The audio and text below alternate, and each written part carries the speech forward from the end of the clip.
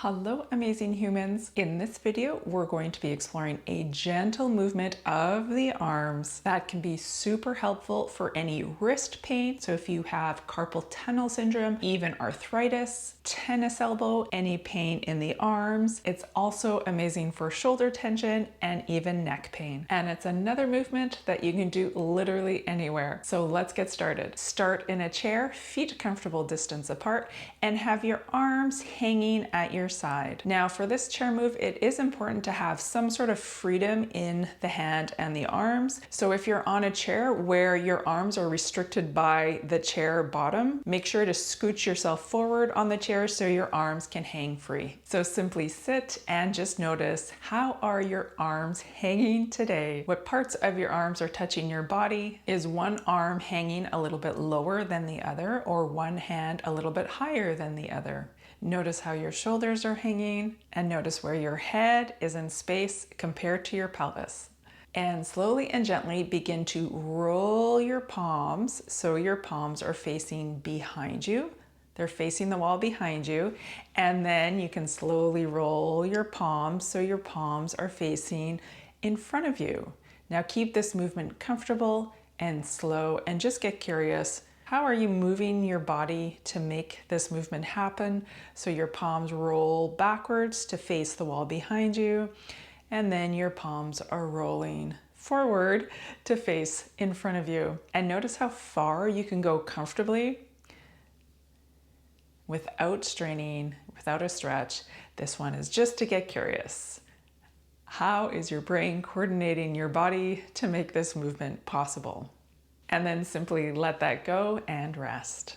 And notice if your arms have shifted in some way. Maybe your shoulders feel like they're in a different spot. Notice what's true for you. Now we're gonna do this chair moves just on one side so your brain can really notice the difference after. So pick whatever side you want. Whatever side feels the most comfortable for you, that's the side you choose.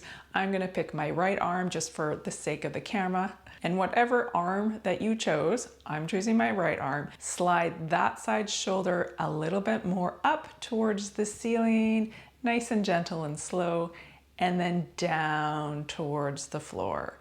So in my case, I'm only sliding my right shoulder a little bit up towards the ceiling and down towards the floor. Nice and slow, keeping it within your comfort zone.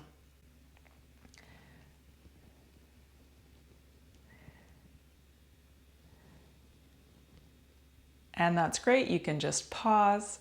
And the next time you start to raise your one shoulder up towards the ceiling, at the same time, rotate your palm so it faces behind you. So it's facing the wall behind you as you're raising your shoulder up. And as you're lowering your shoulder down, rotate your arm and your hand so your palm faces forward. So raising the shoulder up, palm rotates to face behind you. Lowering the shoulder down, palm rotates to face in front of you. And repeat that movement nice and slow to your own rhythm. Raising the shoulder, palm rotates behind. Lowering the shoulder, palm rotates in front. Continue that movement, noticing what can you let go of while still doing the movement. So maybe you're holding your breath. Can you breathe through this movement? Can you let go of any extra tension in your jaw, your tongue, your legs, your feet? As you lower, rotating the palm behind you and raising the shoulder, the palm faces in front. And that's great. You can just go back to your neutral and rest, and notice any differences that you can feel between your right shoulder and your left shoulder. Is there any difference in the length of your right arm compared to your left arm? And now let's do the opposite. So when you slowly raise your right shoulder, instead of your palm facing behind you, you're gonna rotate your palm to face forward. So shoulder up, palms forward. Slowly lower the shoulder, palm rotates behind you. Shoulder slowly raises up, palm rotates forward. Slowly letting go of the shoulder, palm rotates behind you. Now this movement might feel a little bit more awkward. Maybe it doesn't feel quite as natural as the other combination, or maybe it feels more comfortable for you. Again, notice what's true for you. How is your brain organizing this movement?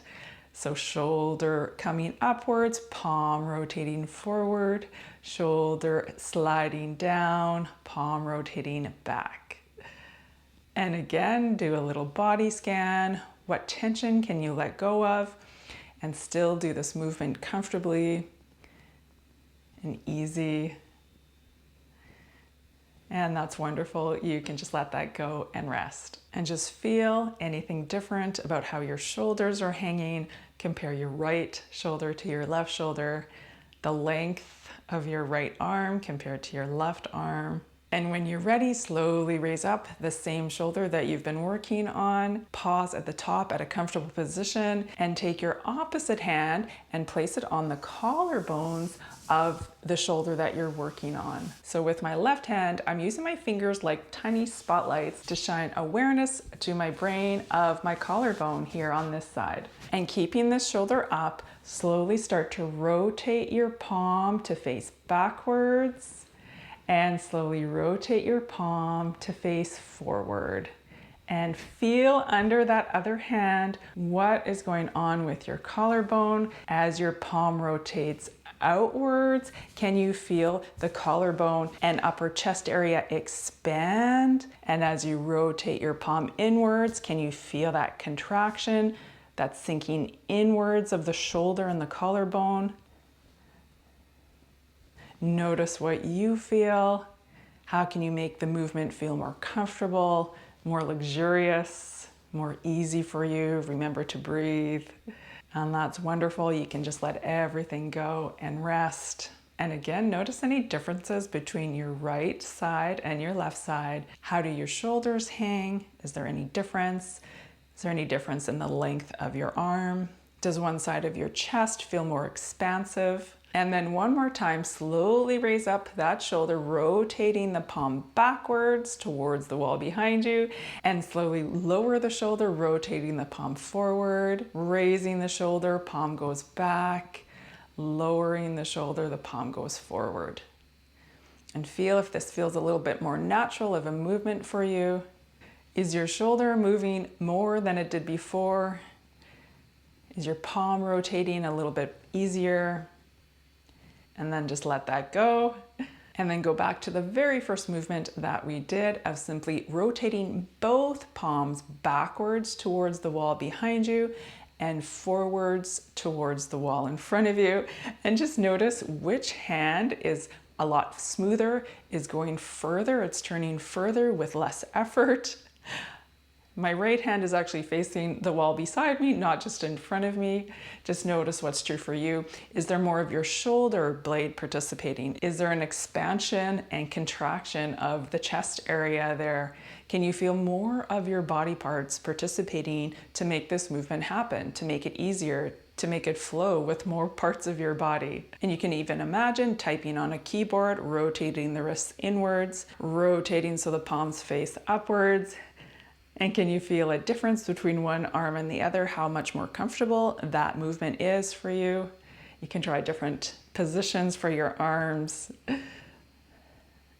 And that's wonderful. You can just let that all go. Now, if you noticed a difference in your ability to turn your wrist and how your shoulder moves, maybe you're even feeling the connection between how your wrist rotates, your arm rotates, your shoulder moves, and your neck, congratulations, you just experienced brain plasticity in action. Your brain was able to take in this quality, gentle information and use it to reorganize your entire body for easier, more comfortable, pain-free movement. So go out there, experiment with this chair moves. You can do it in sitting. You can even do this movement standing while you're waiting in the lineup for your coffee in the morning. And if you did notice a difference, let me know down below. I'd love to cheer you on, and we will see you in the next chair moves. Okay, bye.